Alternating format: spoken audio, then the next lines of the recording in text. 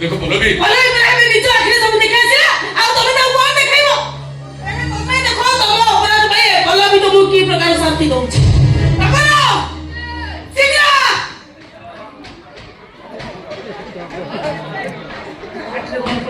शीघ्र दीदी पोछा मारतुली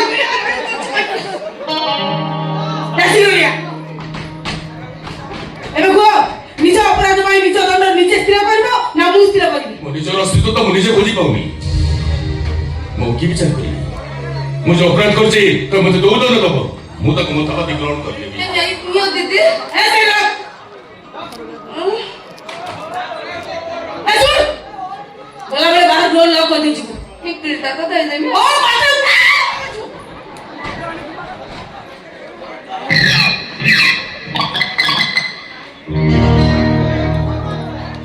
तमे कोन मद पीबो एक आश्चर्य जमा पड़ुछि नहीं मु के देखिन छी तो आज देखिबा तो निजे मत पीबो नहीं एटा गुरुजी बाहर है बस तो संपर्क कर रुचि बाहर नुह किंतु मद अरे मद नो गंगा जल अपवित्रता को शुद्ध पवित्र करिया पई जेति गंगा जल व्यवहार करा जाय सेति तम भली सत्यद्रोही धर्मद्रोही अपराधी मानकर प्रायश्चित मद्य पानी नियो मो कथा के सुनो सुना पिया पर चुपचाप नहीं पी दियो ता रहे मु एमिति भयंकर परिस्थिति सृष्टि करबी तमे चिंता कर पारिबोनी नियो धरो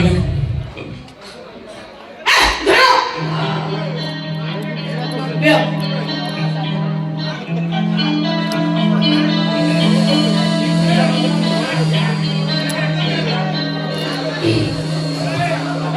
ए कोन होती एमिति टिके को पाटे मच एका धरे पियो ये खतरे हां एका धरे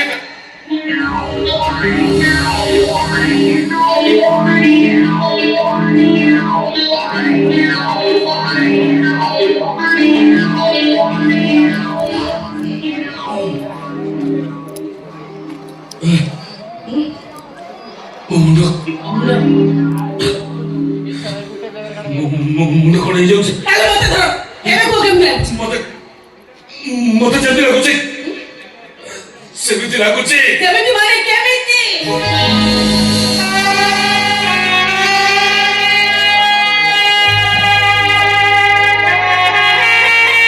बुझु चली आसिलु मोगल बता जुबा कानून को बिना मार जुबा कदा सोपदी सुबुची एले उतर तो मो समर्थ आली उत्तर नुहे मो निर्देश वाली को बाध्य केमिति बन्नेबी केमिति बन्नेबी मु बा इचे पर स्त्री अछि माउतरे औजन विवाह करी केमिति आपन बो छोड़ हे समाज रे चरित्र हिना हि बच्चे रहइबो किंतु अंकल एथिर मोर किछि भी दोष नै एबी दोष करनु दोष जदि करिनु त हे आजि मो छो गर्भवती हेले केमिति तमर दुगो कहबो कि होचु मो छो धणे चरित्र हिना बेस्या अंकल मु कोन एमिति कदर्च कथा कहिबे तू कदर्च काम करिचु तो और सदी में तू शक्ति पाइबा को बाध्य शास्ति दियंतु मु मतामती ग्रहण करनेबी एले कोन परिस्थिति रे मु पल्लवी विवाह करि परिबि नै ए कथरा तो बहुत प्रतर भाव बात देला हाबी जी दास भेजी पल्लवी जीत रे जीत नुह कह चुक्ति मु सब सुनि सारिछि 10 लाख टंका और घर जो लीला रक्षा पाई तू पल्लवी पाखरे बंदा पड़ी पल्लवी पाखरे तू कृत दास साजिछ तेणु पल्लवी तोते जेमिति व्यवहार करबा इच्छा कला सेमिति करिछि असुविधा कोन किंतु हम चुक्ति विवाह कथा नथिला से चुक्ति रे पल्लवी गर्भवती होबार थिला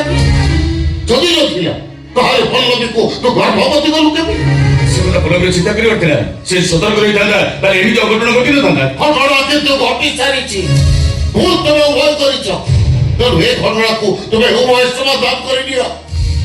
पल्लवी गर्भ नष्ट करदबा यही एकमात्र समाधान पल्लवी होजे धैर्य धन परिवार सिंह झिया डाक्टर पाखो जाई गर्भ नष्ट कले से कोन बदनाम होबनी से बदनाम हेले मो मान सम्मान रहिबो तो शासक दल विधायक पूर्वतर मंत्री बद्र गर्भवती ही संतान जन्म करू कि गर्भ नष्ट करू केवल बदनाम ही बदनाम अब ये बदनाम रो प्रभाव मो राजनीति क्षेत्र रे भी पड़ी चारिआडू मो समालोचनार पात्र हेबी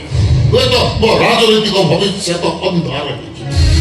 जोटा मो कदापि बर्दाश्त कर पारिबे तेणु मोर शेष कथा शंखा सिंदूर पिंधे पल्लवी को तू विवाह करिबो ଟଙ୍କା ମୁଁ ତୋତେ ମାତ୍ର 4 ଘଣ୍ଟା ସମୟ ଦେଲି ବିଧାନସଭାରୁ ଫେରି ମୁଁ ଯେମିତି ଶୁଣେ ମୋ କଥାକୁ ତୁ ଗ୍ରହଣ କରିଛୁ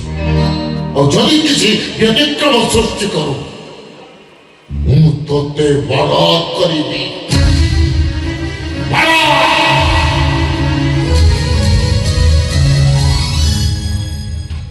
ভগবান এর মু কোন করিবি সমস্ত জানিছন্তি মু এমএলএ কর প্রাইভেট কাম কিছু করে এবে যদি সমস্ত সব সত কথা জানি যাবে তাহলে কোন হব মু পরিচয় পুরুষ বেশ্যা বাবু এই কিছু সময় পূর্ব জানিয়ে পাইলি মো অপা পাখে তবে পুরুষ বেশ্যার চাকরি করতে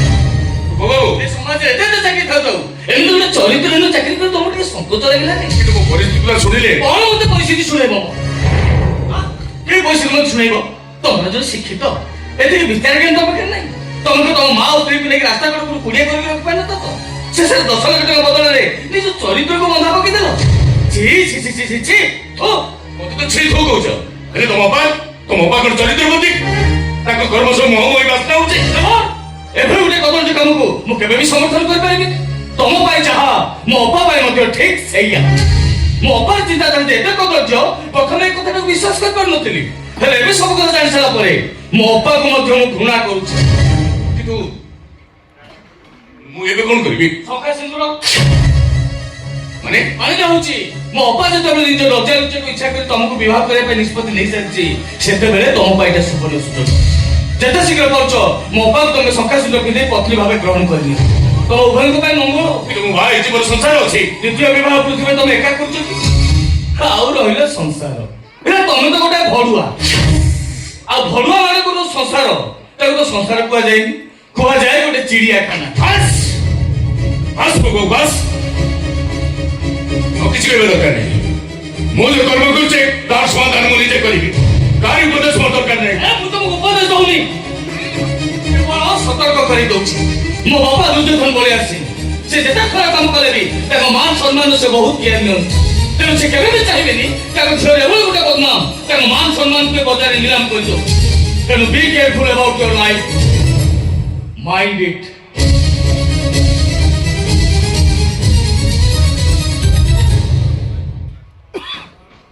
ବଡ଼ ଅସବୁ ଲୋକ ଏମାନେ ଜଣଙ୍କ ପରେ ଜଣେ ଥିଲେ ମୁଁ ଧମକ ଦେଇ ଚାଲିଛନ୍ତି ମୁଁ କଣ ଜଣେ ଚୋର ଡକାୟତ ନା ଆତଙ୍କବାଦୀ କାହିଁକି କାହିଁକି ମୋ ବିରୁଦ୍ଧରେ ଚକ୍ରବ୍ୟୂହ ସୃଷ୍ଟି କରି ମୋତେ ତା ଭିତରକୁ ଠେଲି ଦଉଛନ୍ତି ତମେ ଗୋଟେ କାହା ପୁରୁଷ ଚକ୍ରବ୍ୟୂହ ଭିତରୁ ଶତ୍ରୁମାନଙ୍କୁ ନିବାଦ କରି ବାହାରକୁ ଆସିବାର ଶକ୍ତି ତମର ନାହିଁ ଶକ୍ତି କୋଉଠୁ ଆସିବ ତମେ ତ ମୋତେ ଦୁର୍ବଳ କରିଦେବାର କାରଣ ମୁଁ ତୋ ପାଖରେ କି ଦୋଷ କରିଥିଲି ଯେ ଏମିତି ଭାବରେ ମୋ ଜୀବନଟାକୁ ନଷ୍ଟ କରିଦେବା ପାଇଁ ତାକୁ ପ୍ରତିଜ୍ଞା କରୁଛ ଆପଣ ମୋ ଘର ଭାଇବାକୁ ତମ ପାଦରେ ଆଡ଼େଇ ଦେଇ ସେ ତମ ସାକୁ ବିବାହ କରିବ ମୁଁ ସହିପାରିଥାନ୍ତି ସେଥିପାଇଁ ତ ମୁଁ ତମ ସବୁ ଚୁକ୍ତିରେ ରାଜି ହେଇଗଲି ସେଥିପାଇଁ ନୁହଁ ତମ ଘର ଝିଅକୁ ନିଲାମରୁ ରକ୍ଷା କରିବା ପାଇଁ ତମେ ମୋ ସହିତ ଚୁକ୍ତି କରିଥିଲ 10 ଲକ୍ଷ ଟଙ୍କା ସୁଝି ପାରିବାର କ୍ଷମତା ନଥିବାରୁ ତମେ ଏକ ପ୍ରକାର ମୋ ପାଖରେ ବନ୍ଧା ପଡ଼ିଥିଲ ଏସବୁ କଣ ଭଲ ପାଇବା କୁହାଯାଏ ନା ପ୍ରେମ ସେଇ ଏକା କଥା ନା ଏକା କଥା କେମିତି ପ୍ରେମ କଣ ଚୁକ୍ତିରେ ହୁଏ ତାହେଲେ ତମେ କଣ ମୋ ଉପରେ ପ୍ରତିଶୋଧ ଦଉଛ ନା ପ୍ରତିଶୋଧ ନୁହଁ ନିଜ ଜିତକୁ ସାକାର କରିବା ପାଇଁ ମୁଁ ଏମିତି କରିଛି ବିବାହ ନାଟକ କଣ ପାଇଁ ନାଟକ ନୁହଁ ସମ୍ପୂର୍ଣ୍ଣ ବାସ୍ତବ କିନ୍ତୁ କୌଣସି ପରିସ୍ଥିତିରେ ମୁଁ ତମକୁ ବିବାହ କରିପାରିବିନି ତମେ ବାହା ହେବାକୁ ଏକ ପ୍ରକାର ବାଧ୍ୟ ନହେଲେ ମୁଁ ତମକୁ କାଠଗড়ା ଭିତରୁ ଟାଣି ନେବି ପ୍ଲିଜ ପଲ୍ଲବୀ ମତେ ଦୟା କର ମୁଁ ତମକୁ ହାତ ଯୋଡୁଛି ମୁଁ ବି ତମକୁ ହାତ ଯୋଡି ନେଉରେ ଆଣିଥିଲି ମୋ ଗୁହା କେବେ ଶୁଣିଥିଲ କିନ୍ତୁ ଆମ ଚୁକ୍ତିରେ ଥିଲା ଦେହର ସମ୍ପର୍କ ତମେ ମା ବାବାକୁ ଇଚ୍ଛା କରିବାଟା ଏଇଟା କଣ ତମର ଅସଙ୍ଗତ ନୁହେଁ ଆଉ କଣ ତମ ଲେଖାରେ ପଲ୍ଲବୀ ଗୋଟାଏ ବେଶ୍ୟା ନା ନିଜ ଦେହର ଭୋଗକୁ ପ୍ରଶମିତ କରିବା ପାଇଁ ତମ ଭଳି ଜଣେ ପୁରୁଷ ବେଶ୍ୟାକୁ ତା ପାଖରେ ରିକ୍ତଦାସ କରିଦେବେ ନାଇଁ ମୁଁ ସେ କଥା କହୁନି କି ତମର ଏମିତି ଭୁଲ କରିବାଟା ଆଦୌ ଉଚିତ ନଥିଲା ମୁଁ ଭୁଲ କଲି ଆଉ ତମେ କଣ ପାଇଁ ଦେହର ସମ୍ପର୍କ କରିବାକୁ ନିଜର ପ୍ରୋଟେକ୍ସନ ନେଲନି ତମେ ତ କହିଲ ଗର୍ଭ ନ ରଖିବା ପାଇଁ ତ ମେଡିସିନ ଖାଉଛ ମୋ କଥାକୁ ବିଶ୍ୱାସ କରିବା ତମର ସମ୍ପୂର୍ଣ୍ଣ ଭୁଲ ତମର ପ୍ରଥମରୁ ଭାବିବା ଉଚିତ ଥିଲା ଯେ ଗୋଟେ ଝିଅ କାହିଁକି ତା ଚରିତ୍ରକୁ ତମ ଭଳି ଜଣେ ପର ପୁରୁଷ ପାଖରେ କଳଙ୍କିତ କରିବାକୁ ଇଚ୍ଛା କରୁଛି କାହିଁକି ତା ଦେହଟାକୁ ତମକୁ ଭେଟି ଦଉଛି ତମେ ତ ସେମିତି କୋଉ ଆକର୍ଷଣୀୟ ଯୁବକ ନୁହଁ ଯେ ମୁଁ ମୋର ମାନ ସମ୍ମାନକୁ ତମ ପାଦ ତଳେ ଅଜାଡ଼ି ଦେବି ଏମିତି ପ୍ରଶ୍ନ ତମ ମନରେ ଆସିବା ଉଚିତ ଥିଲା ଯେତେବେଳେ ଘରଟିଏ ମୁକାଳିବା ଲକ୍ଷ୍ୟରେ ମୁଁ ଏମିତି ଅନ୍ଧ ହୋଇଯାଇଥିଲି ଯେ କିଛି ବି ଚିନ୍ତା ମୋ ମୁଣ୍ଡରେ ପଶି ନଥିଲା ତାହେଲେ ଏବେ ଆଉ ଚିନ୍ତା କରୁଛ କାହିଁକି କର୍ମ କରୁଛ ଫଳ ତ ତମକୁ ଭୋଗିବାକୁ ପ୍ଲିଜ ପଲ୍ଲବୀ ପ୍ଲିଜ ମୁଁ ତମକୁ ହାତ ଯୋଡୁଛି ତୁମେ ମତେ ଦୟା କର ତମେ ତମ ଗର୍ଭକୁ ନଷ୍ଟ କରିଦିଅ ତମେ ନିର୍ମଳ ହେଇଯିବ ଆଉ ମୁଁ ବି ଯନ୍ତ୍ରଣା ମୁକ୍ତ ହେଇଯିବ ତମ ମୁଣ୍ଡ କଣ ଖରାପ ତମେ ପାଗଳ ମୁଁ ଚାହିଁବା ଗର୍ଭ ନଷ୍ଟ କରିବା ମାନେ ହିଁ ମୁଁ ପାପ ସମ୍ପନ୍ନ প্রমাণিত হব সমাজে মু চরিত্রহীনার পরিচয় পাইবি তুমি যে চরিত্রবাদী তার কি গ্যারেন্টি ଅଛି আরে যেତେବେଳେ ବାହା ନ ହୋଇ ମୋ ଦେହ ସହିତ ସମ୍ପର୍କ ରଖିଛ ସେତେବେଳେ ଆଉ କୋଉ ପୁରୁଷ ସହିତ ସମ୍ପର୍କ ନ ରଖିଥିବ ତାର କି ଗ୍ୟାରେଣ୍ଟି ଅଛି ମୁଁ ଜାଣିବ କଥା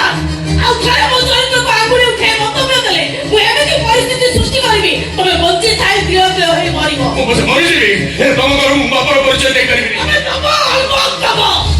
ଖାଲି ବାପର ପରିଚୟ ନୁହେଁ ମତେ ମଧ୍ୟ ସଂଖ୍ୟା ଚିତ୍ର ପିନ୍ଧେଇ ପତ୍ନୀର ସ୍ୱୀକୃତି ଦବ ଠିକ ଅଛି এই মুহূর্তে ମୁଁ ତମ ସମସ୍ତ ଚୁକ୍ତିକୁ ଅସ୍ୱୀକାର କରୁଛି ଆଉ ତମ ସହିତ ସମ୍ପର୍କ କାଟି ଦଉଛି ତମେ ଘରଟି ନିରାପଦ ପ୍ରାପ୍ୟ ନେଇଯାଅ ମୁଁ ମୋ ସଂସାର କରି ଗଛମୂଳ ଚାଲିଛି ଏଇଟା ତମ ଶେଷ କଥା ଏଇଟା ମୋର ଶେଷ କଥା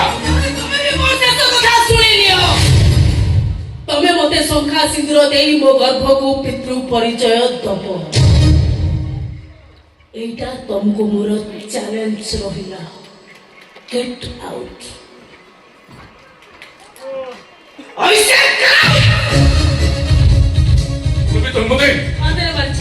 শীঘ্র একটু পাতা উঠে চালিয়ে